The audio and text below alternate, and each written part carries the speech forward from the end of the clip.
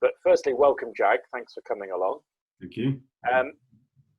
Why don't you start by talking us through your early career, your early background? Yeah, pre-Xpand or? Yeah. To give us an idea of perspective as to why you started Xpand and why you started up in business yourself rather than kind of following the corporate route. Okay.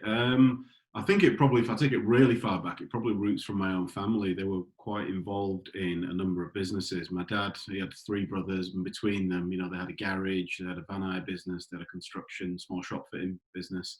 So that entrepreneurial spirit was already there in the family. I kind of grew up around that. I used to spend a lot of time on the weekends at the garage learning the traditional work ethic, as I was told. Didn't appreciate it at the time, but I appreciate it now. And it did teach me, and I used to always say, I would love to, I want to become part of the family business when I get older.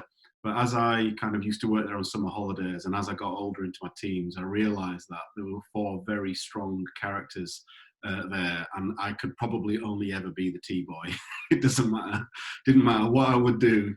These four very big characters. Unfortunately, the garage closed down. My dad and his brothers all retired. It was sad to see it close down, but they're doing well for themselves and they earned a good living. So off the back of that, I kind of decided that I really want to set something up myself one day.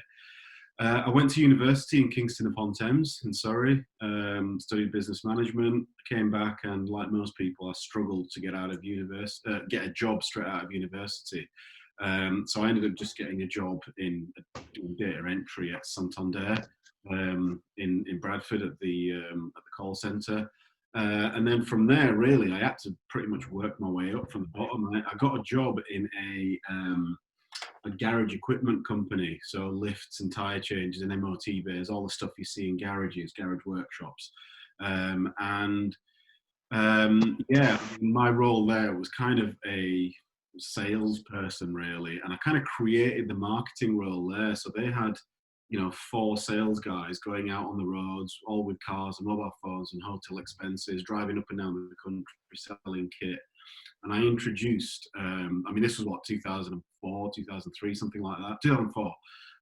So, the website, digital marketing had just kind of become a thing. It had been around longer than that, but it only really started to become a thing around then. Off the back of that, I introduced all kinds of things, just experimenting really, got them onto eBay selling stuff. Google AdWords had, I think, just come out around that time, so I kind of learned it myself and put it out there. We got some really good results. There was some really good, strong digital presence that we were building, and unfortunately the business wasn't run amazingly well, and it popped. So off the back of that, and during all of this time, I had in my head, one day I want to set up my own marketing agency. At the time, I didn't even really know what that terminology was. I just knew I wanted to do marketing for other people. I had no agency experience, and I was just kind of learning as I went along. And then when the business went down, that's when I thought, a couple of directors of other businesses, in the same sector, because it was so niche, everyone knew everyone, and they liked the work that I'd done for them, so they offered me to work for them. But at the time, the little car that I had just wouldn't. The closest one was Liverpool, and just driving up and down the M62 from Bradford every day was just, my car wouldn't have made it. It's as simple as that. so I said, can I work from home? And they said, yeah, fine. And that's more or less where it started, really. That's how that's where it came from. So you started as a freelancer then for other businesses, effectively, rather than as a company. Yeah, I didn't become set up as a limited company until 2014. So I set up with the mindset of, if somebody had said to me you're a freelancer or a company, I wouldn't have really known the major difference. But I set it up as a brand, and I set it up as we do all these things. So it wasn't just kind of, that was my one main client, but I was going out and picking up business elsewhere. I suppose it depends on what your definition it was, but in my head it was, eventually this will grow into a business that will be a company. So was your first client on some kind of retainer basis? Yes. Yeah. No, it wasn't a retainer. It was an hourly basis. It was just as and when they needed stuff. But they They've supplied for the first year a good significant chunk of my income. And So were you? So when I go back to my early career, I was helped by this lovely tax rule called IR35, which meant I was freelancing to a particular company, but I couldn't only freelance to them because there was a danger that the revenue might perceive me to be an employee. So I used that as a tool to go out to other clients and say, I'm allowed to work for you as well. Was that part of your story? No, for me, it was more a case of I had the intention of going out there from day one, and I was told by my uncle, my dad's brother. He was kind of the more entrepreneurial one out of my family, and the construction side of the family business is still running and very strong. And he said to me, if there's anything I can advise you on, it's just go out there and network as much as possible. So pretty much from day one, I was out and about physically in the physical world, just networking. So I had the intention of doing that, but I think I did a lot of things wrong. I wasn't picking up the right kind of business. So the few clients I had, who I already had a relationship with, they were the people that were providing my income for the first year or two.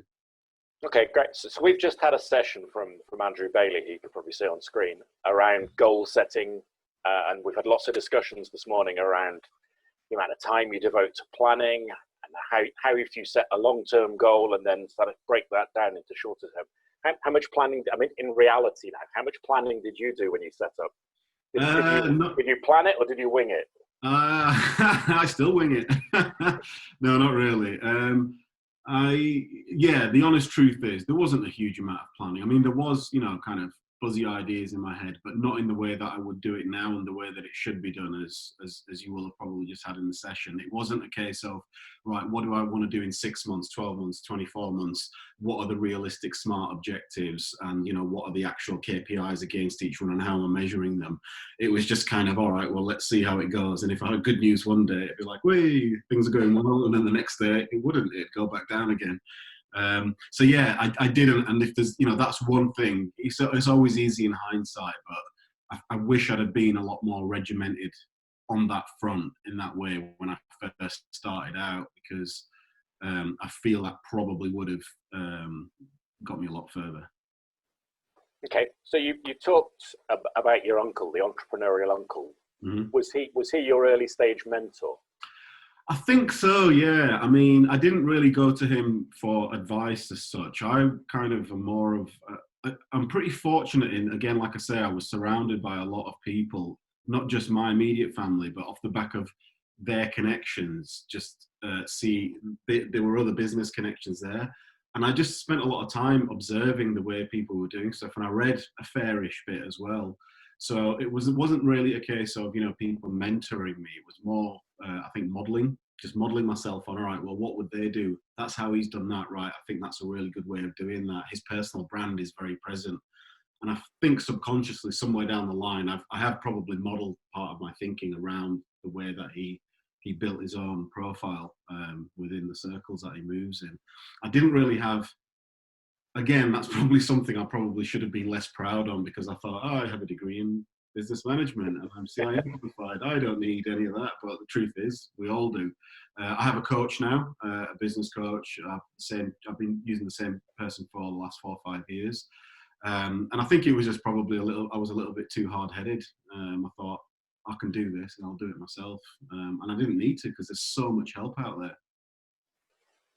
So with hindsight, and hindsight's a wonderful thing, and that's why we get people like you in, because you've got that opportunity a few years down the line to look back and say, I wish I could have, or I wish I did, or I should have. Do you think maybe you should have actively sought advice earlier? Yes, actively sought advice and actively collaborated. I was a marketing manager in the role before I set up Xpand. And as a marketing manager, you're kind of, you're more of I was more of a coordinator. So I could do a little bit of design. I had a bit of digital knowledge, and I would bring things together from other areas. And I felt that as a person, that's kind of the foundation was laid for expanding that. I had this mindset of, I must be able to do everything myself. And I fell into that trap of trying to be, jack of all trades and not trying to be, but I became the jack of all trades and master of none. What I wish I'd have done was, got a lot more, reached out to some kind of mentor. And I did as it goes, actually. I remember through the Bradford Chamber, they funded the odd mentoring program. And I think that kind of thing comes down to more with who you click with, because I just didn't click with the one or two people I spoke to. I wasn't inspired by them. But I really wish I'd have opened myself up more to collaboration. Like, for example, now we're a full service digital agency. So we do strategy and web design and development and branding and SEO and social media and everything PR. But now I've got a support network of collaborators that do very similar things to us, but I outsource to them on certain stuff depending on their expertise and bring it in. And it means, I always used to look at it as, well, if I give that to them, then that means I'm not making as much money, but I can do it myself. And I just wasn't focusing on the actual quality of what was going on, and the fact that right now I can outsource something, put a really nice markup on it, not do a single thing, make the odd phone call, and the actual profit for those 30 minutes of phone calls is huge when I compare it to, the 8 hours of work I might have to have done to do it myself and not do it as well as these other people. So collaboration is something I really wish I'd have opened my eyes to a lot earlier. That's a really interesting point. So that echoes something that we were talking about just before lunch. So Andrew's session this morning was a kind of 3-hour session split into 3. And one of the areas that was prompted by some questions from the audience was around, or the answer that was prompted by some of the questions was around outsourcing some of the stuff that you're not best placed to do. So we use the example of things like finance and accounts. Yeah. If you charge out rates 100 quid an hour doing what you do, you'd be a much better place paying somebody 10 quid an hour to do your accounts for you.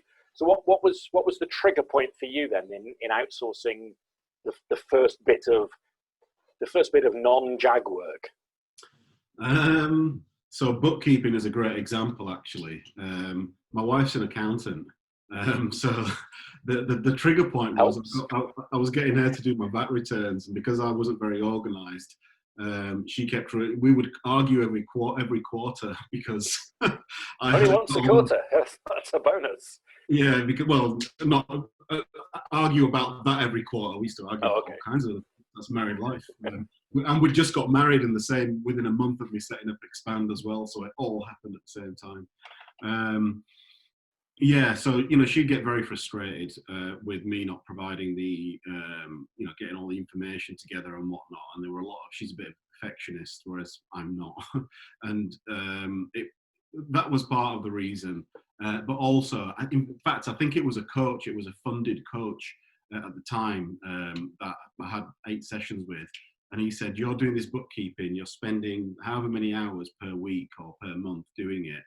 Outsource it to someone, they'll do a better job of it, and then you can spend your time on that. So I think for me, that was it was a good few years in, if I'm honest. And the reality is I really wish I'd have done that sooner, because I had that mentality of, oh no, it's going to cost me money, but I wasn't thinking about what it was actually costing me in my time and the actual development of the business and using my expertise and using my mind on the things that I'm good at. So what came next then after outsourcing bookkeeping? Where else did you start chipping away at your workload and freeing your mind up to focus on what you're good at? So bookkeeping came first. I started building my team. So I set the business up in 2007. I was on my own up until 2012, but in between then I actually set up another business. I thought I was going to become this Alan Sugar type, and I set up another business, and it just didn't work. I was spreading myself too thin. My business partner wasn't really, he's a great guy, but it just didn't work in the way that we wanted. So I pulled out of that in 2011. So that was between 2009, for 2 years. And then I made the decision that, right, I'm going to really make this business work now. So 2012, I started employing, and it was around then that I thought, okay, right, I need to outsource my bookkeeping, because I had a team and I had to learn about management. I'd managed people prior to that, but not really in this particular way. So the first person I employed was a graphic designer / web designer. So I was able to move that part away. I've never been a developer, but I used to get involved in design. So I was able to free myself of that part. And then we took on an apprentice, then we took on a web developer. Within about 6 months, we went from me to there being 4 of us. So in terms of actual functions, it was, like I say, web development. There were certain things, functions that were being employed for. After that, what else did I start to outsource? Well, HR was something that I never did from the beginning. As soon as I started employing someone, I brought a HR person in and would pay them. Accountancy, around the time of my bookkeeper, I also brought in an accountant as well. Again, I mean, obviously, I was lucky enough that my wife was able to put this stuff together, but obviously, I suppose that's something that you'd need right from the beginning.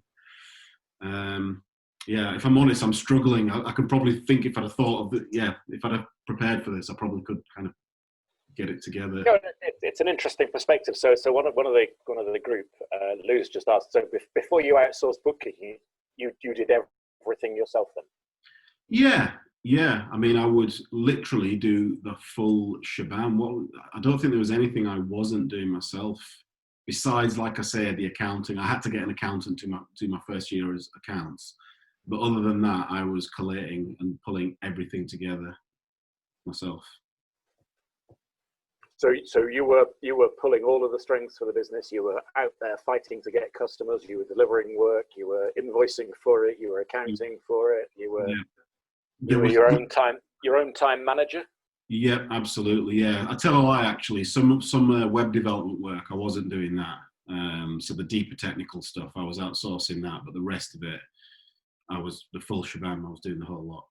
So how narrow was your product focus, or how narrow was your target audience at that point? It was terrible. It was all over the place, and I was just picking up whatever I could. And again, in hindsight, ironically, as a marketeer, I'm always advising people to, keep it specific, know your customer avatar, know your competition, all that stuff. And I was just picking up whatever I could, wherever I could, because I just saw it as, okay, well, I'll build up my portfolio. And then I can look at specializing. In fact, I did try specializing in the garage equipment sector, but I really tried to ride that for a while because it's quite niche, but it just isn't really that. There isn't that much money in it as a sector. There's a lot of DIY type businesses, and they just were not jumping on board. So I was working in garage equipment. I was doing stuff in construction. I was doing stuff for a lot of, at that stage when it was just myself, I suppose, you try whatever you can pull in. It's a real win, that buzz of getting the first customer or the first few when they jump on board. And then, you want to be able to service them. And I was probably massively over servicing them on time for whatever I was charging. If I'd have worked it out to be 4 hours of work, I was probably giving them 12, 16, 20 odd hours. But because when you don't have the overhead, you're working from home, it's just, it can just go on forever. And that's a common scenario with a lot of freelancers that I've worked with. The ones, sometimes they'll just work all around the clock and just really stick with that one price. And knowing your own value, I suppose, as well, in hindsight, I really didn't value myself in the right way. I wasn't charging the right kind of pricing. And again, it took me years to get the confidence. I think believing in myself was something, I didn't really have a lot of self-belief. And I thought, oh God, they're going to, imposter syndrome, that's what it was. Yeah. I thought, oh God, they're going to catch me out eventually.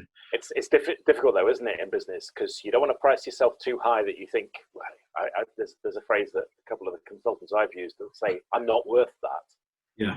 But actually, it's very difficult to migrate from a very low price to increase it over time. It's much easier to go the other way. Absolutely, yeah. And I knew that I would hear people say that from day one, but it was that fear of, it just came down to the lack of self-belief at the time. That's when I thought, well, I just can't charge what this beautifully amazing, shiny company over there is charging. And it turns out, looking back, that beautifully amazing, shiny company was just another setup like me. And they were just really confident and good at putting their chest out. And that's what they say marketing is. It's just puffing your chest out, looking a bit bigger than you actually are, and pulling the people in that way. Success attracts success, as I say. So when you were the face of Xpand, well, you are the face of Xpand now, but when you were the brand, when it was Jag / Xpand, seamlessly. How did you go about building your profile? How did you go around raising brand Xpand or brand Jag? At the time, I mean, networking again. I used to kind of go to a lot of networking events, not as many as I should have. I used to have this. I used to hate it. In fact, I absolutely love it now. You know, that is my job. I am the front man for the business, and the team, you know, do the operational stuff. And I used to make excuses sometimes. I'd be driving into Leeds and there's a bit of traffic and I think, oh, I'm going to be a bit late now. There's no point me going. And I turn around and go back. So I half-heartedly would go out networking, but at the same time, you know, at that time, like I say, digital was just becoming a thing and social media was becoming a thing. So, you know, I built myself up a little community on Twitter with the local Bradford networking community. LinkedIn had only just come out, so I joined that in 2009. And back then it just wasn't really a thing. It was just an online CV. But, you know, if I were to do that now, I think, you know, building presence on social media for me and networking, they would be the two main things that I would really, really, really be all over. So I think I was in the right arena, but I just didn't have the right, you know, go and get it kind of mindset and just be present. And that, again, the self-belief, I think there was a lot of, you know, a lot of that kind of holding me back. Okay. So the question from Chris, and rather than for everyone to be firing questions through the chat facility, I'm going to let people unmute themselves in a minute, which is a dangerous thing to do with this lot. But I'll phrase Chris's question for him. So what prompted the move to a limited company? Was that driven by employing people, and were you a sole trader before that? Yes, so I was a sole trader. Like I said, I didn't become limited until 2014, and I was employing for 2 years as a sole trader. I mean, the reality of it is it didn't affect a single thing in terms of my brand.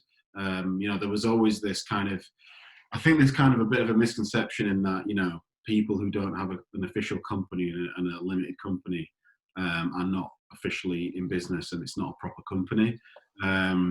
Because, you know, the brand it started off as Xpand and it remained Xpand. The thinking behind it was more, and I spoke to accountants a number of times before that saying, you know, should I become limited? I mean, the key behind a limited company is to protect your assets. And for me, you know, there aren't really that many assets. It's a service business. You know, protect your assets if anything goes wrong. So, you know, you have limited liability. Nothing would happen to my house and my personal assets, etc. But we weren't really that high turnover of business. And what prompted me was more, it was kind of a half yes answer from my accountant at the time. I said, should I go limited? And they were like, yeah, you know, you can still get by with the way that you're running. It's not going to be majorly that much more tax efficient because your accountancy fees go up when you're limited. But the main reason I did it was for commercial purposes, because of people's perception of, if it's a limited company, you know, it must be a proper company. And I also became VAT registered before I hit the threshold. I don't know what it is now, but back then it was something like 70,000. You have to hit, if you're turning over 70,000, you have to become VAT registered. And I became VAT registered way before that, again, just to give the perception that we're bigger than we actually are. There's a lot about credibility in that, isn't there? Yeah, absolutely. Particularly when you're B2B. Yeah, absolutely, 100%. I think this is your interview, but I think the other thing I'd add to that is email addresses. Yeah. If I get approached by a business or a consultant or somebody trying to flog me services and it's a hotmail.co.uk or a Gmail address, I automatically, and I'm not alone in this, but I automatically think, well, how credible are you? Yeah. Whereas if it's at companyname.co.uk or .com, yeah, and I think perception's quite important in particularly in the business to business world. 100%, yeah. Yeah, I mean, that was something I did. I do remember advising people on that back then, on the email scenario. But yeah, I mean, when you're a small business, I think regardless of SME, B2B or B2C, I think, you know, the key it comes down to really is knowing your if you've got a good, strong core set of values, brand values, say the key 3 things that you believe in as an individual that you want to connect with your brand, if you actually have them written down, and then that can translate itself, you can translate that into a tone of voice, a written tone of voice, the type of language you're going to use in your communications and your message, that gives a lot of strength, and that helps you stand out from everybody else. Because generally, when that's the biggest challenge I see when I work with new starts is, right, I'm really good at doing this thing and I'm going to go out there, I'm going to put it out there, but then how they differentiate themselves that's always the real tough part. And it starts with you as an individual. If you're the only person in that business, get your own values out there, because people, especially now during lockdown and all this coronavirus stuff, people buy into the emotive side of it. There's a real human connection going on. So if there's anything I can advise is get connected with the emotive element behind what you do, and you'll probably be able to strengthen your brand a lot more. Great. I'm just going to look around my audience now and see if anybody wants to ask any questions in the real world other than chat. Matt, do you want to unmute yourself and chip in? Hiya. Hi, Jag. You all right? Hi, Matt. Hiya. So I run a creative agency called Other Things, along with another guy in here, Richie. A lot of parallels with the experiences that you've talked about there in your early days. We offer a lot of the similar services, and we, swim in the same lakes, so to speak. One of the things that you mentioned that rang quite true was around the networking element of things at the start, especially. We're a year in now, and I guess about 6 months in, we decided to niche and specialize in video games, gaming and entertainment. Okay. So we've got a focus now. We've got a target audience that we want to go for and pursue. And we've both worked in that sector quite extensively before we set up, so we've got a pretty decent network of people that we go to, that we've been able to get business through. And we've done quite a lot of speculative business development and looking for work. We've fired all the arrows into the abyss on LinkedIn. It's pretty it's a pretty soul destroying process sometimes, when you're just getting nothing back, and you're firing things out to people that you're really wanting to get in touch with, but you're just not really getting any feedback or response. So every single piece of work that we've had has been in one way or another through the network, through somebody that we know, be it a reference or directly. And I guess we've had a good first year. We're really happy with how we've performed, and obviously COVID's got in the way, like it has for everybody else. But we were flying at the start of the year. It was all good, and we're still fine at the moment. But what I'm really conscious of in like a couple of months is that the work that we've got on the plate is going to potentially start. We're going to be eating that up, and the business development's drying up. We're coming to the end of like the black book. The networking element is now kind of really tricky, because we're all Zooming, Google Hangouts, and we're not actually meeting in person, and obviously way less effective. I think it's a long way to get to the question of, for you said for your first 1 or 2 years, you found all your business came in a similar way to how I just described, through the network. What changed, and what happened so that you started getting work elsewhere? 2 things. My network grew. I'll give you a bit more information on that in a second. And off the back of that, over time, my portfolio grew, and I started getting a bit more defined. I started getting some pretty fortunate opportunities here and there that would catch the attention of people. About 80%, to this day, we're a digital agency. About 80% of our converted business comes from some kind of referral or word of mouth or somebody in my network. So that hasn't really changed massively in 13 years of being in business for me. So we do get inquiries. We rank pretty well for local terms associated with what we do. But the conversion rate on those tends to be a lot lower. It's about the network, really. So the reality is, I suppose you're seeing a bit of a slowdown because of the way things are. I would imagine the gaming sector is probably one of the lower risk sectors because everyone's at home. So I Yeah. suppose, and also the digital sector, we've seen a massive spike of work, and this month has been brilliant for us. But how long it'll last, who knows? You know, in 3-4 months' time, depending on how things go, when our customers feel it, then that's when we're going to feel it. So we might feel the pain of it in 6 months' time, but I don't know. But it comes down to the networks. What I would say is, you know, you need to kind of have a look at where your network and your target audience, or the influencers, the strategic partners, the people who are the ones that are going to introduce you, where are they hanging out, what kind of stuff are they doing, and you need to be present in front of those guys. You know, if they're on LinkedIn, you need to be on LinkedIn. If they're in certain groups, you need to be there, and you need to be putting out good regular content. And that is the bit. It can be soul destroying, especially if no one's listening to you, no one's engaging or liking or commenting and stuff like that. But the way you do that, I kind of call it a bit like business karma. You've got to give a lot first before you're going to get back. So you need to be that engaging person. Put yourself out there and get all your social media platforms right. I'm talking about the relevance to the situation right now, but as soon as we're back in the real world, depending on what the social distancing rules are, this applies to the real world as well, networking wise. You just keep pushing forward on your networks and give as much as you can. Identify the people who are influential. And to be honest, in hindsight, I didn't do that. I stumbled across a few.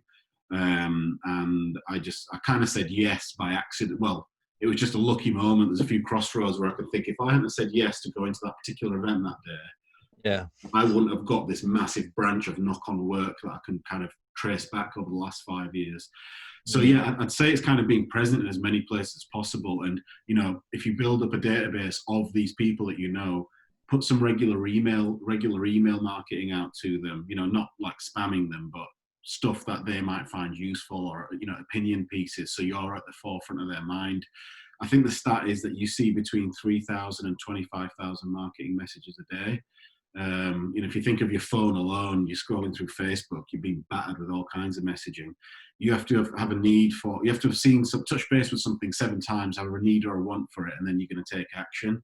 So really, you just need to and go down a multi-channel approach. So get yourself present across as many social channels as possible, and do some email marketing if you can get a bit of PR from, you know, business-related publications or sector-relevant publications.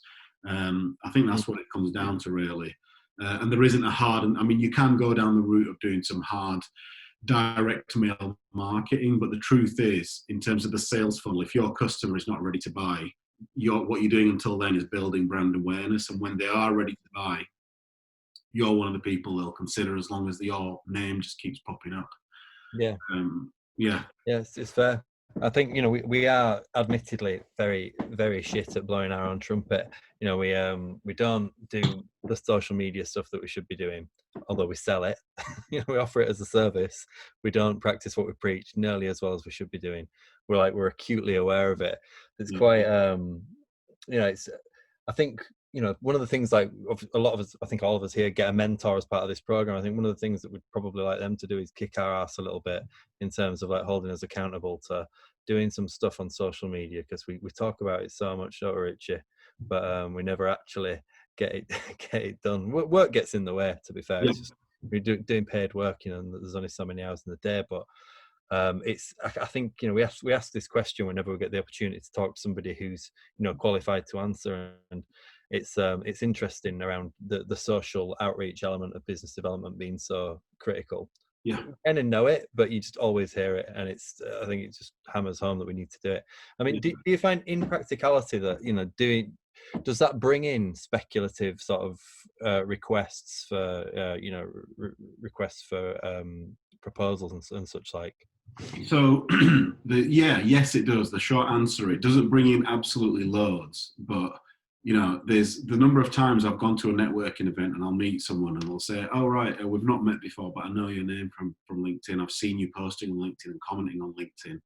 So there's that. So I'm present before I've even met these people. So it comes down to, obviously, you know, who you're mixing with. In terms of networks, I do have kind of a collaborative network. I'm part of a networking group called BNI.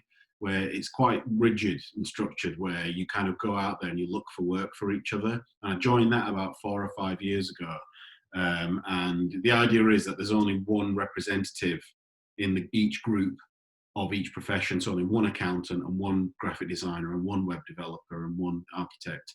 And you just build a relationship and you recommend each other. So a good chunk of our work has come from that network.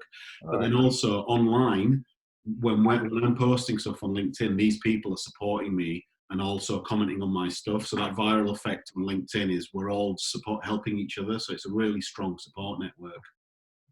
So off the back of that, other people find these opportunities on LinkedIn or on social, make me aware of them, or say, you need to speak to Jag. And as soon as, if you think about a recommendation, it's the strongest form of, you trust someone, they're not just going to recommend anyone. So the short answer is yes, directly and indirectly, a lot of stuff does come in that way. But what that comes down to is, for me, it's only really come through in a strong way in the last 5 years or so, because I've built a brand presence. In hindsight, I could have done it a lot faster. And everything you've just said, it's like looking in the mirror. That's exactly where I was at, because I wasn't prioritizing it, because I found it to be a right pain in the arse. I'd rather do it for someone else and get paid for it than do it for myself. But ironically, that's what gets you paid in the long term. I know where you're coming from. But if there's anything I can recommend, is block out the time every Friday morning or an hour every day. And no, that's not even an unrealistic figure. Yes, it eats into your time, but you will benefit from it. You've got to experiment with the stats of, what kind of content you're putting out, what people are engaging with, what they're not engaging with, and you'll find your groove eventually. You've just got to keep consistency is key with social. Yeah, cool. Yeah, cheers, Jack. So a few things that we learn.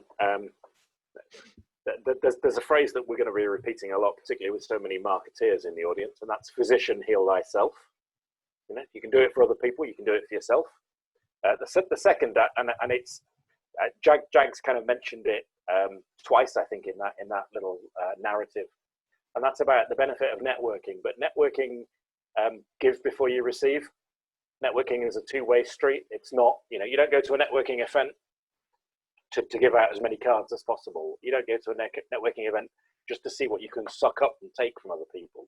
So giving to receive. Interesting, Jag's view of BNI. I used to mentor an early stage business a good few years back now, and funny enough, he was a web designer, and he said, I've been invited to this networking event in Derby called BNI. What do you think? And I went, I wouldn't touch it with a barge pole, mate. Can't stand it. It's very formulaic, very American. You only get one of every particular type, and you get to stand in front of a group every Friday morning at breakfast and go, hi, my name's Russell and I'm here to sell you shit. And he went, okay, well, I've been invited and it's free.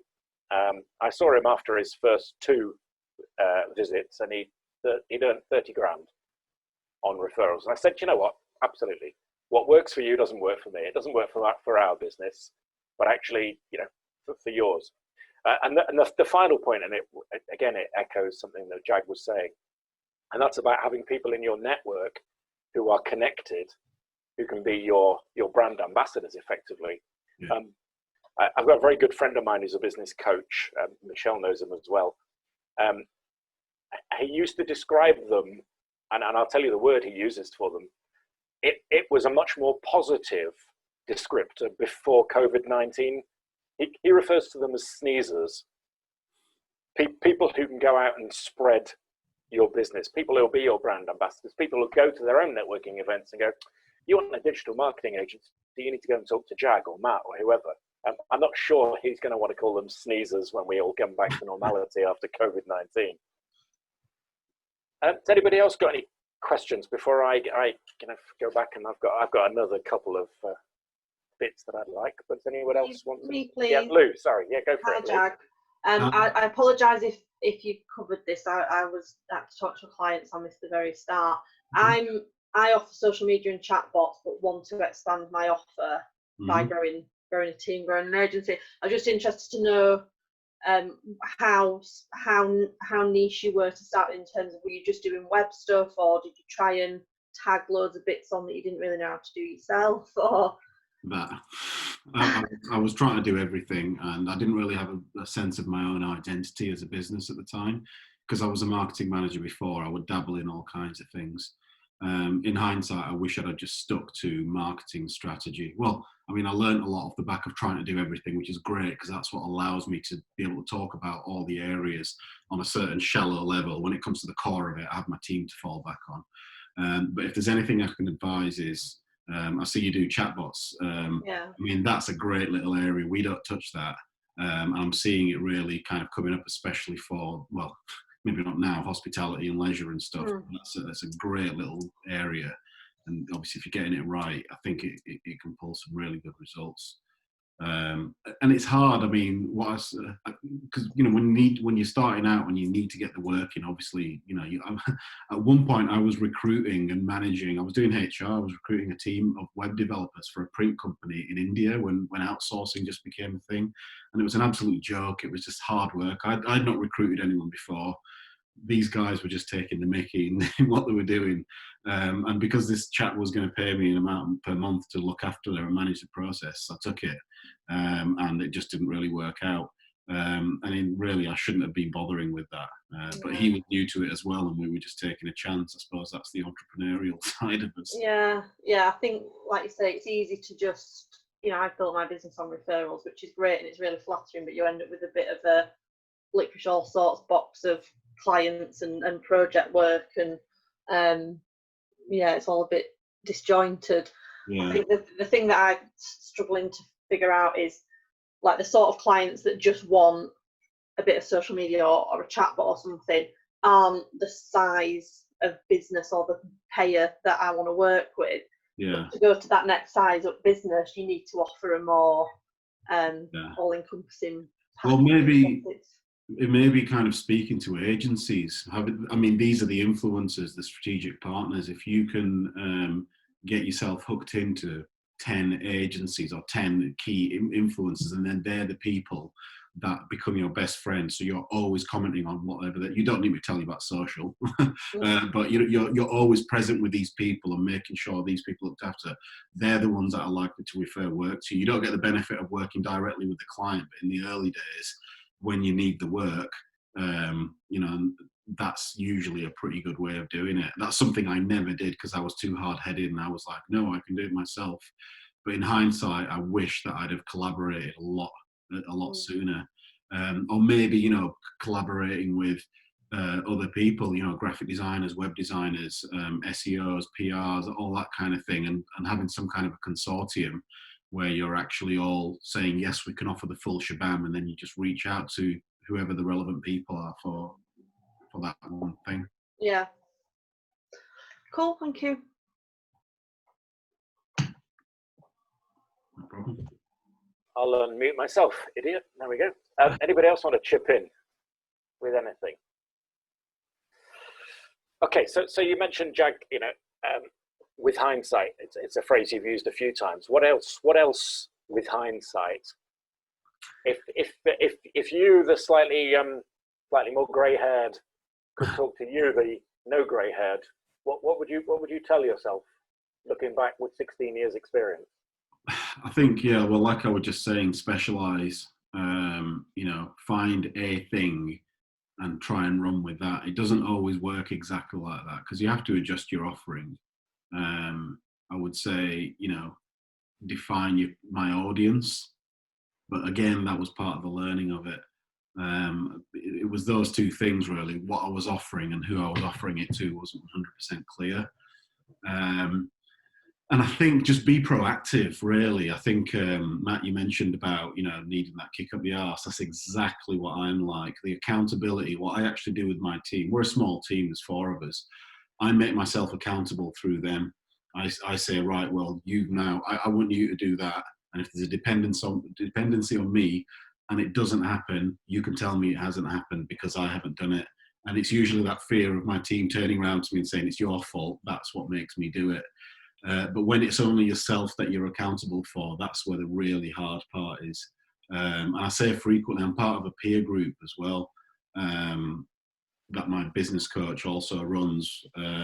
And that's what I say to them frequently. And it's a little bit awkward sometimes. I say to them, I need a kick up the arse. And they frequently give me a kick up the arse saying, hang on, last month you said you were going to do this. You haven't done it. Why haven't you done it? And I'm like, oh, well, okay.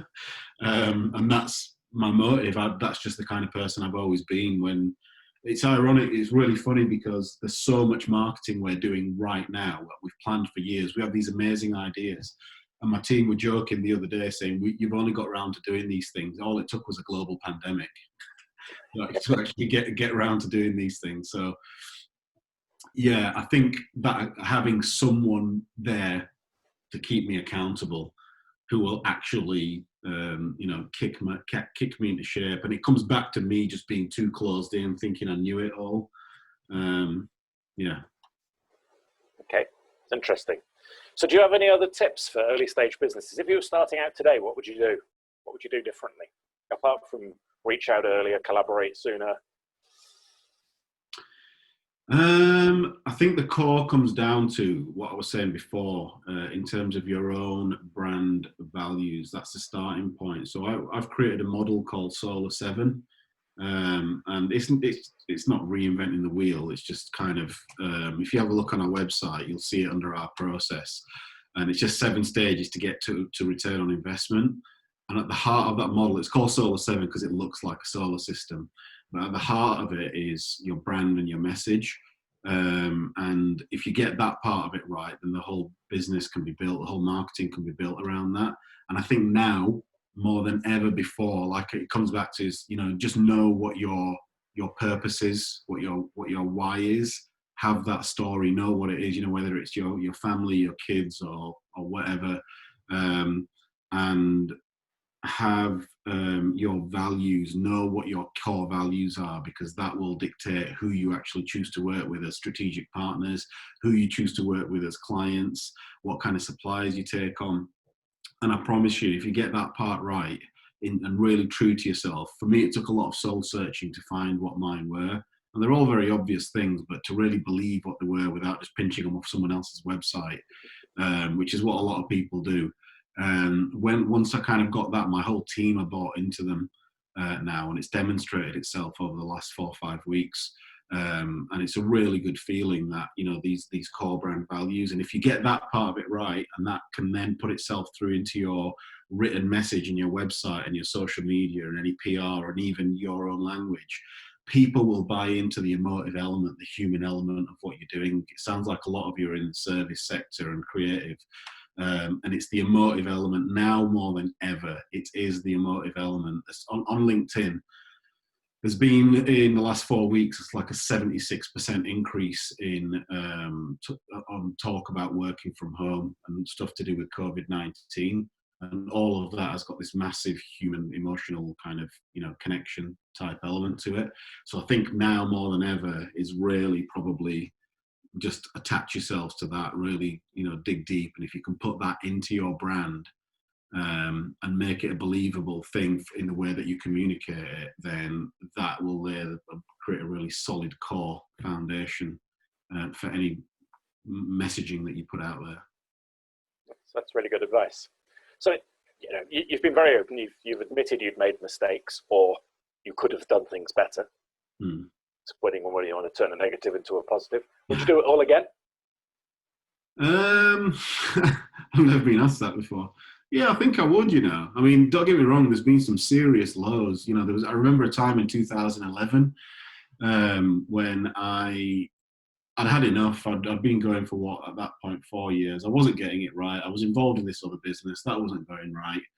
And I thought, I think I might just have to call it a day and pack it in. And I started going through the process in my mind of what I need to do. I thought, okay, well, the few clients I've got, I can't let them down. So I need to do something with their websites and their hosting and just, responsibly pass them over to someone else, not just leave them in the lurch. And I thought, right, well, I need to then get my CV together. I need to start applying. And I went through the whole process. And I thought, hang on a minute. I work with other companies and make them loads of money. Why am I not doing this for myself? And I so clearly remember that moment. I thought, right, I can make this work. And it was a bit like that X Factor fist in the air kind of moment, like, I can do this. And that really was the turning point. It was the end of 2011 and like I say, in 2012, 6 months later, I was employing. And 6 months after that, there were 4 of us. So the lows were definitely pretty low. And there were a lot of lows since then as well in managing stuff. But I think kind of when you're setting up in business, I think it takes a certain kind of person, you know, and there's a resilience that you learn as you go along. And you just keep rolling with the punches, you know. Things are going to always throw themselves at you. And really, what you are as a business owner is a problem solver. You might have a skill set. You might be a tiler or a roofer or a creative or whatever. But really, you're a problem solver. So you just got to look at it like that, right? This is a new problem. How can I get over this? How has someone else done it? And get around it that way. So the short answer is yes. I would definitely do it again. So you didn't fancy becoming a guitarist then? I'm trying. I'm always trying. I just buy guitars and I just like looking at them. I love the idea of having props in the background. I've got a cricket bat in my man cave. I might get that behind me. Yeah, that's it. If it inspires you. Anybody got any questions before we wrap up? I'm conscious that we've got about 4 more minutes left. Can I jump in? Yes, of course you can, George. Actually, did you ever feel? So you kind of touched on at the start, you were doing everything yourself and all this kind of stuff. Did you ever feel like you weren't doing enough? Like, I suppose you kind of touched on where things were in 2011 and things, and you were kind of ready to give up. Do you ever feel like, as you kind of taught, you've always been doing all this stuff and always been working, but did you ever feel like you were just not, let's say just not doing enough? Yeah, all the time. And even now, I still feel that way. There's always something. One thing that we're very good at as you know, any decent creative is coming up with ideas.